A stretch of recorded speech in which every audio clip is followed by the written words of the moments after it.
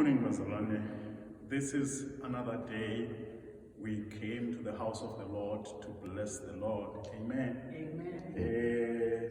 I'm greeting everybody in front of me and everybody in their homes in the wonderful name of my Lord and Savior Jesus Christ. Amen. Amen. We are coming to share the word of God this morning. I just have got two words in my heart. I will start reading the 2 Kings chapter 7 verse 1 and 2, and the second scripture is Matthew 19 verse 26. The 2 Kings, it reads like this: Then Elisha said, "Hear the word of the Lord.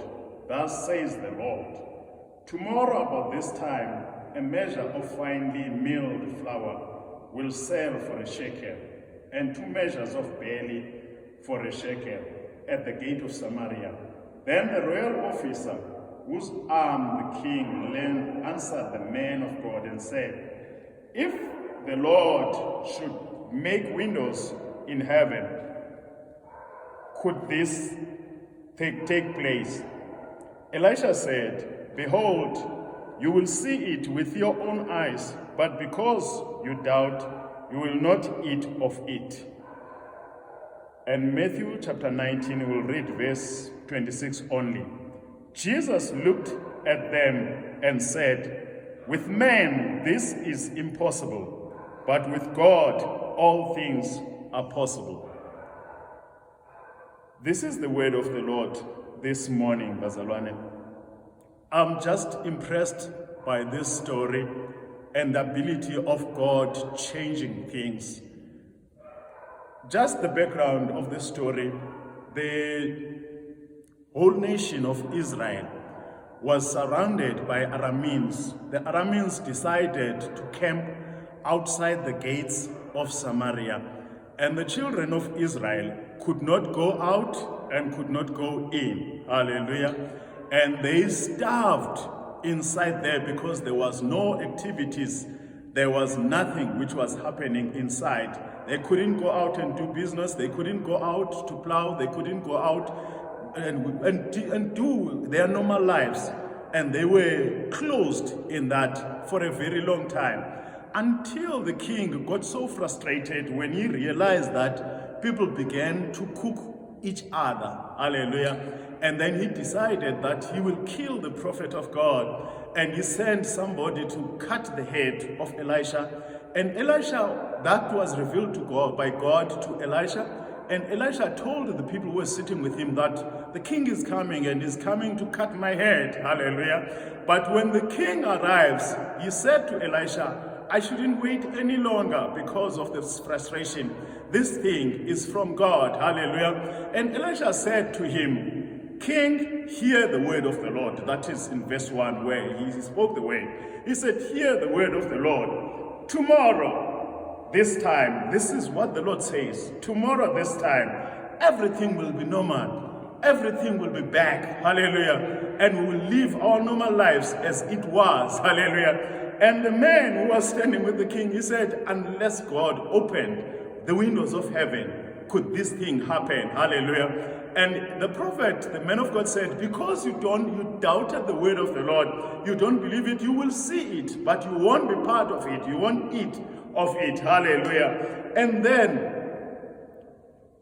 as they continue with their lives, amen, the king went back. Hallelujah. And this guy went back. They waited for the fulfillment of this word of God. Hallelujah. And then God, because it was his word which was spoken, amen, he needed something to happen. And the Bible says there were 4 men who were having leper, and they were outside the gates, amen. They were expelled from the community because of the contagious disease they had, amen. And they sit outside, hallelujah, the gates. And these men, in their minds, it came a thought, and they said to each other, "Why should we stay here until we die?" Amen. If we go inside the camp, there is poverty.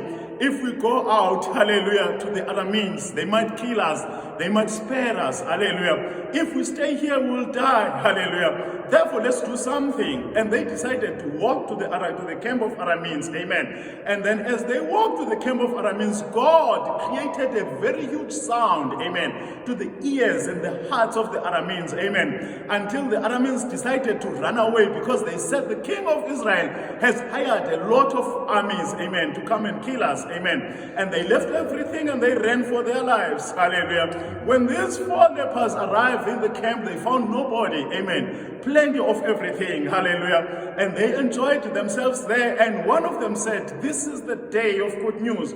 We can't keep quiet, hallelujah. Let's go back to the king and report this. As they went back to the king and they reported the story, hallelujah, the king said, no, I'm suspicious of these guys, hallelujah. Let us go and verify first what is said, amen. And they sent some of the few left horses to go and check, hallelujah. And the horses came back with a report, a good report, amen, which says, yes, it is true. There is nobody there, hallelujah. And this guy who was standing next to the king at that stage, amen, he controlled the gate. He was placed to be in charge of the gate. And the people, when they hear the good news that everything, they can go out, amen, and they ran out and they pushed the guy, and the guy was killed, amen, there at the gate, and then he could not enjoy.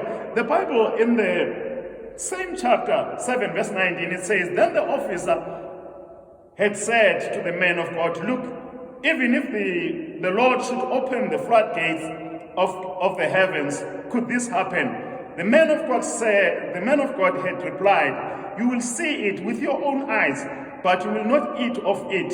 Hallelujah. And that is exactly what happened to him. For the people trampled him in the gateway and he died. Hallelujah. Bazalwane, I just wanted to bring to you today the importance of the Word of God, amen. And the Word of God can be fulfilled, amen. As Jesus said to his disciples when he answered them, when they doubted, they said there is nobody who could be saved if you are putting these conditions, amen. Jesus said, with man this is impossible, but with God all things are possible. Bazalwane, God is able to do anything, amen. And with him, hallelujah, he has got the power and he has got the control, amen. So the word which was spoken could be fulfilled, amen. God has spoken the word even in us, in our daily lives, amen, that the end of this world will come. But before the end of this world comes, amen, there will be a revival in this country, amen. And the revival is going to start in Africa, hallelujah. And this revival will happen before the end, amen. Therefore, the situation, the end of the world is not like the way it is, amen. But God's word said, amen, the end of the world, before the end of the world, there will come the revival, the gospel will be preached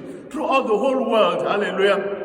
Therefore, the word of God, Bazalwane, is the truth. And the word of God, amen, can be, it cannot change, amen. I like this unchanging God, amen, who said to these guys, he said, tomorrow, this time, amen, tomorrow by this time, the things will change, amen. There will be no more poverty, amen. The situation will change, hallelujah. The gates will open, hallelujah. Our lives will be normal again, hallelujah. And because God has spoken, this word had to be fulfilled despite who God used to fulfill the word. In that case, he used the lepers, amen. He used the outcast, amen. He used the men who were expelled from the community because of the contagious disease. But because God wanted something, he wanted a movement, amen. And then he used their movement and then he fulfilled the word, amen. Therefore, Bazalwane, I'm bringing this to you that the situation in this country, in this whole world, might be like this now, but I'm telling you, there is a future, amen. Things will change again, hallelujah. There will be a good life again, amen. Our lives are going to be normal because God is with us, Bazalwane, and God cannot change, hallelujah. And God is in control. He is in the throne, amen. He is not surprised by the situation, amen. But he is God who can do exceedingly abundantly above what we can think, amen, and imagine with our own eyes, hallelujah, with our own minds, amen. He is God, Bazalwane. There is a future. Don't be despair, amen. Don't be discouraged. Amen. There is a future, a great future, as God has said. Amen. Tomorrow. Our tomorrow might not be tomorrow as tomorrow. Amen. But it might be the future. There is a great future for us.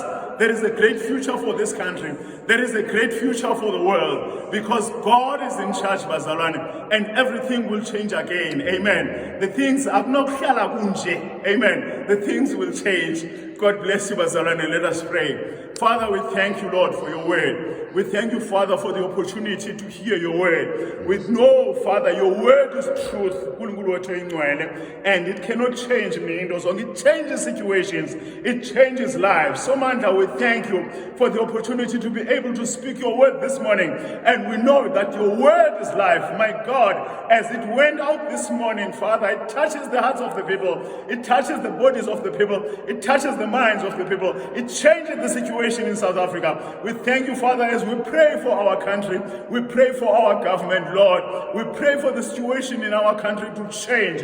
And we believe in you, Lord, and we thank you that you are God, Somanda, who is changing everything exceedingly abundantly above what we can think and imagine. We thank you, Lord, for you are God, even in this morning, in the wonderful name of my Lord and Savior. Amen.